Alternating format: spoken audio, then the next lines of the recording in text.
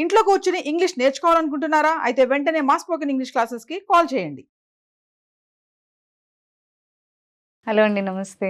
నమస్కారం కీర్తి గారు. చాలామంది అంటూ ఉంటారు, కామన్‌గా ఇప్పుడైతే చాలా ఎక్కువ వింటున్నాం. అదేంటంటే, నా జీవితం నేను అనుకున్నట్టు లేదసలు. ఎందులో అయినా కెరియర్ పరంగా అయినా కానీ, ఉద్యోగం పరంగా అయినా, రిలేషన్‌లో అయినా కానీ, నేను అనుకున్నట్టు లేదు నా లైఫ్ అని అనుకుంటూ ఉంటారు. సో, వాళ్ళు అనుకున్న విధంగా లైఫ్ ఉండాలి అని అంటే, వాళ్ళ ఆలోచన విధానం ఎలా ఉండాలని అంటారు? అనుకున్న విధంగా లేదు అని అంటే అనుకుంటున్నారు, కానీ అది యాక్షన్లో చూపిస్తున్నారా? కదా? ఫస్ట్ అది చాలా ఇంపార్టెంట్ కదా. మనం అనుకుంటున్నాము, పగటి కలలు అంటున్నాము, కానీ అది చెయ్యట్లేదు అని అంటే అది ఎంతవరకు కరెక్ట్? చెయ్యాలి. మనం ఏది అనుకుంటున్నామో దానికి ఒక విజన్ ఉంటుంది. ఆ సంకల్పం ఎంత గట్టిగా ఉంది, ఏం చెయ్యాలి అనేది ఆ డిజైర్ని బట్టి ఉంటుందండి. ఇప్పుడు మనకి ఎగ్జాంపుల్ పిల్లలను తీసుకుంటే, వాళ్ళు స్కూల్కి లేవడానికి మార్నింగ్ లేవాలి అని అంటే కొంచెం ఇబ్బంది పడతారు. కానీ వాళ్ళకి ఏదైనా పిక్నిక్ ఉంది, ఏదైనా డాన్స్ ప్రోగ్రామ్ ఉంది, ఏదైనా వాళ్ళకి నచ్చింది ఉందనుకోండి, ఎలా లేస్తారు? 5కే లేసి కూర్చుంటారు కదా. ఇప్పుడు మనకే ఏదైనా ఇష్టం ఉంది, చాలా ఇష్టం ఉంది అనుకోండి, అసలు రాత్రి నిద్రపోతామా? ఇప్పుడు అబ్దుల్ కలాం గారు అంటారు, మీ కళలు, మీ డ్రీమ్స్ ఎలా ఉండాలి అని అంటే నిద్ర పట్టేలా కాదు, నిద్ర చెదిరిపోవాలి. ఇది అలా ఉన్నప్పుడే మీరు అనుకున్నది సాధించగలుగుతారమ్మా. మీరు అనుకుంటున్నది ఒకటి, నాది ఆ జీవితం లేదు అని అంటే మీరే యాక్షన్ తీసుకోవాలి కదా, మీరే ఆ వర్క్ చేయాలి కదా. మీరు చేయకుండా పక్కన వాళ్ళు చేయరు కదా. ఇప్పుడు ఒకరి వర్క్ ఏముంది అని అనుకుంటే, మనము ఒక బిజినెస్ పర్సన్ ఆ బిజినెస్ చేస్తేనే వాళ్ళు అనుకున్న విధంగా అచీవ్ చేస్తారు. జాబ్ చేసే అమ్మాయి జాబ్ చేస్తేనే తనకి ఒక శాలరీ అనేది వస్తుంది. తను జాబ్ చేయకుండా నాకు శాలరీ కావాలి, నేను అనుకున్న విధంగా శాలరీ వస్తలేదంటే, నువ్వు అనుకున్న విధంగా నీ జాబ్ ఉందా ఫస్ట్ అయితే? అంతే కదా. ఇప్పుడు ఎవరైనా కూడా, ఇప్పుడు ఒక సింగర్, ఎన్నో ఎగ్జాంపుల్ తీసుకొచ్చండి. ఇప్పుడు ఒక సింగర్ అచీవ్ చేయాలి, మంచి ఒక సింగర్ కావాలి అని అంటే తను ప్రాక్టీస్ చేయాలి కదా. ఫస్ట్ ప్రాక్టీస్ చాలా ఇంపార్టెంట్, యాక్షన్లో చూపించడం చాలా ఇంపార్టెంటు, అప్డేట్ కావడం చాలా ఇంపార్టెంటు. ఎవ్రీథింగ్ నేర్చుకోవాలండి. నేర్చుకొని అది యాక్షన్లో చూపిస్తేనే మీరు చేయగలుగుతారు. నా ఆరోగ్యం బాగుండాలి, కానీ నేను మెడిటేషన్ చెయ్య, యోగా చెయ్య, కరెక్ట్ ఫుడ్ తీసుకోను, నేను జంక్ ఫుడ్ తింటా, టైంపాస్ చేస్తా, టీవీ చూస్తా అని అంటే అది కరెక్ట్ కాదు కదా. ఇప్పుడు కొందరు ఎలా బ్లేమ్ చేస్తారంటే, వాళ్ళ హెల్త్ వాళ్ళు చూసుకోరు, రైట్? కరెక్ట్గా ఫుడ్ తీసుకోరు, కరెక్ట్గా బాడీ ఎక్సర్సైజ్ కానీ, మెంటల్గా ఏం చేయాలనేది కానీ వాళ్ళకి ఏది ఉండదు. కానీ ఏదైనా వాళ్ళకి ఏ రోగం వచ్చినా కూడా వేరే వాళ్ళ మీద బ్లేమ్ చేసేస్తారు. అది ఎంతవరకు రైట్? నీ బాడీకి నువ్వే కదా ఇంట్రెస్ట్ చూపించాలి. నీ బాడీకి నువ్వే టైంకి లేవాలి, టైంకి తినాలి, టైంకి ఏం చేయాలి, ప్రతి ఒక్కటి నువ్వు చేస్తేనే నువ్వు అది అచీవ్ చేయగలుగుతావు కదా. ఏదైనా కానీ, అది హెల్త్ కావచ్చు, లైఫ్ కావచ్చు, ఫైనాన్షియల్ కావచ్చు, ఎవ్రీథింగ్ మనము చేసుకున్నప్పుడు ఒక చార్ట్ పెట్టుకోవాలి. లేకుంటే ఎగ్జాంపుల్ తీసుకోవాలంటే, మనము వాళ్ళకి ఎలా చెయ్యాలి అని అనుకుంటే మట్టుకి ఒక విజన్ బోర్డో, నోట్సో ఏదో పెట్టుకొని ఏం చేయాలి, దానికి ఫస్ట్ మీరు ఏమనుకుంటున్నారు దానిపైన పెట్టండి. దానికి ఏం చేయాలి, ఎలా చేయాలి అని రాయగానే కాదు, అది యాక్షన్లో చూయించాలి. చూయించినప్పుడు ఎందుకు కాదు కదా. ఇప్పుడు మనం ఇన్ని చెయ్యాలి, ఇన్ని షూట్స్ చేయాలి అని అనుకుంటే మనం అనుకుంటాము, చేసేస్తాము. లేదు అనుకొని చెయ్యకుండా హాఫ్ అన్ అవర్లోనే ఇన్ని చేయాలంటే కాదు కదా. సో ప్రతి ఒక్కరూ మా లైఫ్ ఇలా ఉంది, ఇలా ఉండాలి అనుకుంటున్నా అంటే, నువ్వు అనుకుంటున్నావు, యాక్షన్లో చూపిస్తలేవని అంటాను నేను. చూపించండి, అయిపోతుంది. ఎందుకు కాదు? ఏదైనా అవుతుంది, అది మనీ అయినా అవుతుంది, ఏదైనా అవుతుంది. అంటే వాళ్ళు ఆ ప్రాసెస్లో వెళ్ళేటప్పుడు మల్టిపుల్ హడిల్స్ వస్తాయి కదా. అంటే వాళ్ళ ఆలోచన విధానాన్ని దించేవి చాలామంది ఫ్రెండ్స్ నుంచి కావచ్చు, చుట్టుపక్కల కానీ, లేదంటే ఫ్యామిలీస్ నుంచి అయినా కానీ, వాళ్ళ ఆలోచన ఒకవేళ వాళ్ళు ఏదో అది యాక్షన్లో పెడదామని అనుకుంటూ ఉంటారు, బట్ డ్రాగ్ చేస్తూ ఉంటారు వెనకాల నుంచి. అప్పుడు వాళ్ళు అది తట్టుకొని ముందుకు ఎలా వెళ్ళాలంటారు ఆలోచన పరంగా?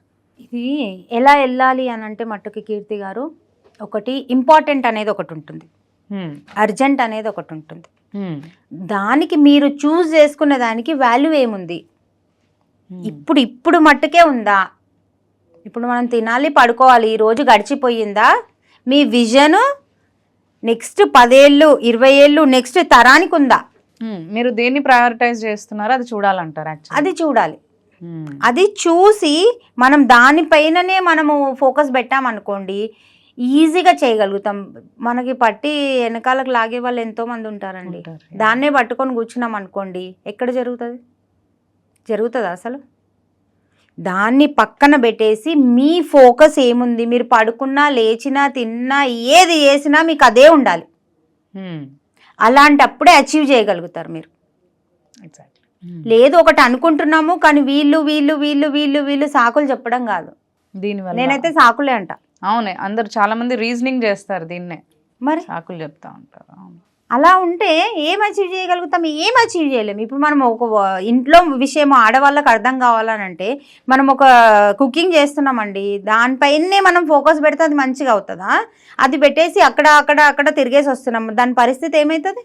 మాడిపోతుంది కదా. మన గోల్ కూడా అంతే. మనం అనుకుంటున్నాం ఒకటి, ఇప్పుడు ఎగ్జామ్స్ ఉన్నాయి, ఇప్పుడు ఎగ్జామ్స్ పీరియడ్ మొత్తం కంప్లీట్గా, మేము 10th పాస్ కావాలి, ఇంటర్ పాస్ కావాలి, డిగ్రీ పాస్ కావాలి, ఇవన్నీ అనుకుంటారు. కానీ వాళ్ళు ఫోన్ పట్టుకొని కూర్చుంటారు, టీవీ చూసుకుంటూ కూర్చుంటారు, గాసిప్స్ మాట్లాడుకుంటూ కూర్చుంటారు, ఫ్రెండ్స్తో మాట్లాడుతుంటారు. ఎక్కడ అచీవ్ చేస్తారండి? మీకు నిజంగా అది ఉంటే ఎంతమంది వచ్చి మీకు ఇబ్బంది పెట్టినా మీరు అనుకున్నదే చేస్తారండి.